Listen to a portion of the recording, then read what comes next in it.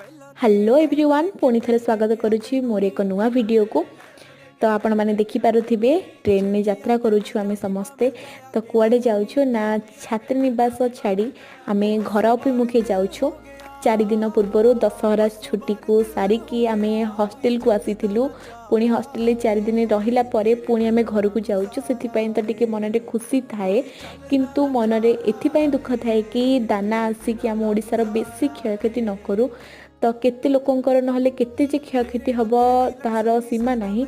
तो आगुरी भी ओडिशा रे एमिति प्रलयनकारी बात्या तार रूप देखी से मन में टिके भय थाए टिके डर आउ टिके आशंका को धरिकी आमको आमर घर को यात्रा जेहेतु भी आम पुरी रे रहूचु से घर लोक मानकर भय से आम घर को आसवा बाध्य हलु। आम आसिक स्टेशन में पहुँची गलु तापर आम बस धरिकी घर को पलि आसिलु। घर को आसला जितकी सांगसाथी मैंने